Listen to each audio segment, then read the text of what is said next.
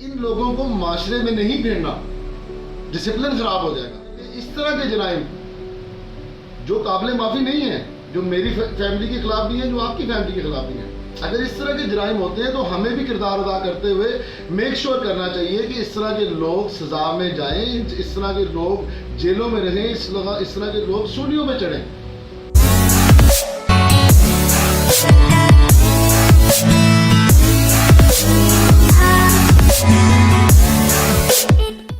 السلام علیکم ناظرین، لائٹ گرو کے ساتھ میں ہوں آپ کا ہوسٹ مرزا کاشف۔ ناظرین، جیسا کہ آپ جانتے ہیں کہ لاہور گجر پورہ تھانہ کی حدود میں ایک ایسا ہولناک واقعہ پیش آیا جس سے پوری پاکستانی قوم کے دل دہل گئے۔ ناظرین، دو خون خوار درندوں نے ایک عورت کے ساتھ اس کے بچوں کے سامنے زیادتی کی۔ ناظرین، اس وقت پاکستانی قوم میں شدید غم و غصہ پایا جا رہا ہے۔ پاکستانی عوام چاہتی ہے کہ جلد از جلد ان مجرموں کو گرفتار کر کے ان کو سر عام پھانسی دی جائے۔ ہمارے پرائم منسٹر جناب عمران خان صاحب کا بھی ایک جذباتی بیان سامنے آیا ہے جس میں ان کا کہنا ہے کہ مجرموں کو پکڑ کر ان کو سرجری کے ذریعے نامرد کر دیا جائے۔ ناظرین، یہ تو ہماری خواہشات ہیں۔ آئیے ہم دیکھتے ہیں کہ ہمارے آئین 1973 کے مطابق کون سی ایسی سزائیں موجود ہیں جن سے ایسے مجرموں کو سزا دی جا سکتی ہے۔ ان سزاؤں کا ہم پوچھیں گے ایک معروف قانون دان جناب عامر صادق بٹ صاحب سے۔ عامر صادق بٹ صاحب ہمیں بتائیں گے کہ وہ اس واقعے سے کیا فیل کر رہے ہیں اور ان میں جو قوانین کے مطابق سزا ہم ان کو دے سکتے ہیں وہ کیا سزائیں قوانین میں موجود ہیں۔ جی عامر بٹ صاحب۔ آئین پاکستان ایک دستاویز ہے جو عقل اور وزڈم کا مجموعہ ہے۔ قوانین موجود ہیں پاکستان میں، مسئلہ ان چیزوں کا نہیں ہے۔ مسئلہ اس چیز کا ہے کہ قانون نافذ کرنے والے ادارے اپنی ذمہ داریاں پوری کریں، نہ کہ یہ کریں کہ جب کسی کے ساتھ ظلم ہو اور وہ وہاں پر آ کر کہیں کہ یہ یہاں پہ موجود کیوں تھا۔ یہ کام نہیں ہے۔ جس کے ساتھ ظلم ہوا وہ پہلے ہی کرب میں ہے، اس کی اگر کوئی چھوٹی موٹی ذمہ داری غلطی ہو بھی، جو کہ اس کیس میں ہے بھی نہیں،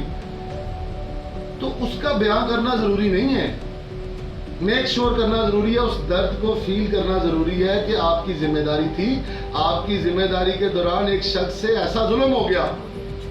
اور اگر ہو گیا جس میں مجھے یقین ہے کہ آپ کی انوالومنٹ یا مرضی نہیں ہے، نہ ہو سکتی ہے، لیکن مجھے یہ محسوس کرنا ہے کہ آپ اس درد کو فیل کرتے ہوئے جتنے قانون ساز ادارے ہیں، میں کسی ایک فرد سے نہیں میں پوائنٹ آؤٹ کر رہا یا مخاطب ہوں، میں تمام قانون ساز اداروں کو، قانون نافذ کرنے والے اداروں کو کہتا ہوں کہ آپ کی ذمہ داری ہے کہ اس درد کو محسوس کرتے ہوئے میک شور کریں، مجبور بنا دیں عدلیہ کو، مجبور بنا دیں وکلا کو کہ ایسا کیس ان کے خلاف اور ایسے شواہد ان کے خلاف تیار ہوئے ہوں، پیشہ ورانہ طریقے سے تفتیش کی ہو کہ عدالت اس کو کبھی چھوڑ ہی نہ پائے۔ اچھا بٹ صاحب، یہ بتائیے کہ یہ عورت اپنی مدعیت میں ایف آئی آر نہیں کٹوا رہی اور اس کا شوہر بھی اپنی مدعیت میں نہیں کٹوا رہا، یہ ایف آئی آر اس کے کزن کے ذریعے ہو رہی ہے، کیا اس سے ایسا نہیں ہے کہ کہیں کیس کمزور پڑ جائے اور مجرموں کو کیفر کردار میں پہنچانے میں کوئی دشواری ہو جائے؟ دیکھیں، کچھ جرائم جس طرح میں نے ڈسپلن کی بات کی، میں یہ کوئی انڈیویجول دو آپس میں لڑ پڑیں اور ایک دوسرے کا سر پھاڑ دیں کمرے میں بیٹھے تو اس کی سزا اس کے حساب سے ہے، اس کے اندر راضی نامہ بھی ہو سکتا ہے، ان دونوں میں سے جس کو چوٹ لگی وہ مدعی بن گیا اور اس نے بعد میں راضی نامہ کر لیا، فائن۔ اس میں اسٹیٹ کی مداخلت اس حد تک ضروری ہے کہ اگر مدعی معاف نہیں کرتا تو وہ میک شور کرے کہ جو الزام لائے ہے یا جس نے جرم کیا اس کو سزا ملے۔ مسئلہ یہاں پہ یہ ہے کہ ہمارے ہاں جب جرم ہوتا ہے یا جب کوئی ایسا جرم ہوتا ہے جس کا ریلیشن انڈیویجولز کے درمیان میں نہیں ہے، جس کا ریلیشن سوسائٹی کے ساتھ ہے، چوری ہے، منشیات فروشی ہے، دہشت گردی ہے، سر عام دہشت پھیلانا ہے، اور ان سب سے اوپر اس طرح کے انسیڈنٹ ہے جب کسی انسان کی عزت، اس کی شخصیت، اس کے کردار، اس کے ماضی، اس کے مستقبل، اس کی اولاد، اس کے تمام چیزوں کو چند لمحوں میں تباہ و برباد کر دیا جاتا ہے، جس کو میں بھی فیل کر رہا ہوں کہ یہ میرے ساتھ بھی ہو سکتا ہے۔ کیا آپ سمجھتے ہیں کہ ایز اے وکیل کوئی بھی شخص ایسے شخص کی وکالت نہ کرے؟ دیکھیں، میں جہاں پہ اسٹیٹ کی بات کر رہا ہوں، جس میں آپ نے سوال اگلا کر دیا، ان جرائم کے اندر اگر مدعی ہو، اگر مدعی نہ ہو، اگر مدعی ہو اور وہ صلح کر لے، یا مدعی ہو اور وہ غلط مقدمہ لڑے، پھر بھی ریاست کو میک شور کرنا ہے کہ اس طرح کے جرائم کسی ایک فرد کے خلاف نہیں ہے، یہ سوسائٹی کے خلاف ہے، میرے خلاف ہے، میں بھی ایگریو ہوں، آپ بھی ایگریو ہیں۔ ہماری سیکیورٹی کے لیے ضروری ہے کہ یہ جو لوگ جنہوں نے اس طرح کے جرائم کے ٹینڈنسی رکھتے ہیں اور کر سکتے ہیں، پہلے بھی کیا اور دوبارہ بھی کر سکتے ہیں، یہ ریکارڈ سے بھی ثابت ہے، تو ان لوگوں کو معاشرے میں نہیں بھیڑنا، ڈسپلن خراب ہو جائے گا۔ اسی طرح وکلا برادری ہے جو آپ نے سوال کیا، میں بھی ہوں، میرے بھائی بھی ہیں، ہم لوگوں کو بھی اس معاشرے کے ڈسپلن کے لیے کردار ادا کرنا ہوگا۔ ہمیں جب یہ پتہ چلے کہ اس طرح کے جرائم جو قابل معافی نہیں ہیں، جو میری فیملی کے خلاف بھی ہیں، جو آپ کی فیملی کے خلاف بھی ہیں، اگر اس طرح کے جرائم ہوتے ہیں تو ہمیں بھی کردار ادا کرتے ہوئے میک شور کرنا چاہیے کہ اس طرح کے لوگ سزا میں جائیں، اس طرح کے لوگ جیلوں میں رہیں، اس طرح کے لوگ سولیوں میں چڑھیں۔ آپ دیکھیں کہ سول سوسائٹی جو ہے وہ پروٹیسٹ کر رہی ہے، بہت زیادہ احتجاج کر رہی ہے، تو وکلا برادری نے ابھی تک کوئی بھی اس چیز میں اپنا احتجاج نہیں ریکارڈ کروایا ہے، تو آپ کو محسوس ہے کہ ایسا ہوگا کہ وکلا برادری بھی اس پروٹیسٹ میں شامل ہوگی؟ میں being a member of this fraternity, these are wonderful people, وکلا بڑے اچھے اور بڑے قابل اور بڑے ملنسار لوگ ہیں۔ فقدان اس چیز کا ہے کہ ہم لوگ بہت سے معاملات میں الجھے ہوئے ہیں۔ کسی دن آپ مجھے نشست دیجیے گا، میں آپ کو وکلا کے جو مسائل ہیں اور وکلا کے جو ٹینڈنسیز ہیں اور جو کردار ہے ان کا سوسائٹی میں، ہم اس پہ ڈیفینیٹلی بات کریں گے کسی دن۔ تو اس کے نام مسائل حالات کے باوجود وکلا بہت حد تک معاشرے میں ذمہ دار جو ہے نا ادارہ ہے اور اپنی ذمہ داری نبھاتا ہے۔ اس معاملے کے اندر تمام وکلا میں غم و غصہ پایا جاتا ہے۔ مسئلہ وکلا کا یا سول سوسائٹی کا یا وومن ایکٹیوسٹ کا یا ریلیجین کا یا مذہبی سیکٹرز کا نہیں ہے، مسئلہ ہم انسانوں کا ہے۔ فیل کریں، this is not against any single gender. میں بھی وکٹم ہوں، میں میل ہوں، میں اس ظلم کو جو اس کی کردار پہ کیا گیا اپنے آپ پہ فیل کر رہا ہوں۔ یہ کہہ دینا کہ وہ عورت تھی، ڈیفینیٹلی وہ عورت تھی، ولنریبل جو نا ہماری سوسائٹی میں انفارچونیٹلی وہ ایک ولنریبل جو ہے نا فیکٹ ہے، لیکن مسئلہ میرا بھی ہے، میں بھی ولنریبل ہوں، جس طرح میری فیملی ہے، میرے ساتھ یہ ظلم ہے، یہ انسانیت کے خلاف ہوا، یہ کسی جینڈر کے خلاف نہیں ہوا۔ ہیونگ سیڈ دیٹ، میں ڈسکریج نہیں کرتا ہوں جو میری جو وومن رائٹ ایکٹیوسٹ ہیں یا ہیومن رائٹ جو ایکٹیوسٹ ہیں، دے آر رائٹ، ان کی اپنی اسٹرگل موجود ہے۔ جب سوسائٹی کے اندر کمزور طبقہ موجود رہے گا اور وہ خطرے میں رہے گا تو اس طرح کی موومنٹس اور اس طرح کی تنظیمیں اور اس طرح کے لوگ اس درد کو بانٹنے کے لیے موجود رہیں گے۔ سول سوسائٹی بھی موجود ہے، نہ ہو تو یہ درد شاید بہت زیادہ ہو۔ وکلا برادری بھی موجود ہے اور انشاءاللہ تعالیٰ مجھے امید ہے کہ اس معاملے میں اور اس طرح کے پچھلے بھی تمام معاملات میں اور آئندہ آنے والے معاملات میں مزید بہتر انداز میں سب لوگ مل کے، جن میں سول سوسائٹی بھی ہے، وکلا برادری بھی، اور آئی ایم شیور قانون نافذ کرنے والے ادارے بھی ہیں، یہ لوگ مل کر میک شور کریں گے کہ ایسے واقعات نہ ہوں۔ اس سے مدعی کا نہ ہونا، اس میں جو چھوٹی موٹی ٹیکنیکل جو غلطیاں ہیں، میرا خیال ہے ہمیں اس بات سے نکل آنا چاہیے اور یہ میک شور کرنا چاہیے کہ ہمارا معاشرہ جو ہے وہ واقعی رہنے کے قابل جگہ ہو، نہ کہ جہاں سے لوگ بات کر پائے۔ جو ہیلپ لائن پر لوگ بیٹھے ہیں 15 اور 130 یا 1122 پہ جو لوگ بیٹھے ہوئے ہیں، کیا یہ ان کا یہ بالکل اپنے آپ کے سسٹم میں پروفیشنل ہیں یا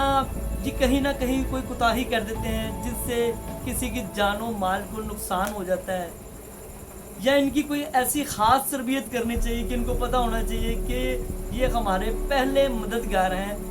ہم مشکل میں جب بھی ہمیں کوئی ضرورت پڑے گی تو ہم ان کو کال کریں گے اور یہی ہمارے لیے کوئی نہ کوئی فورس بھیجیں گے یا ہماری مدد کے لیے لوگوں کو بھیجیں گے،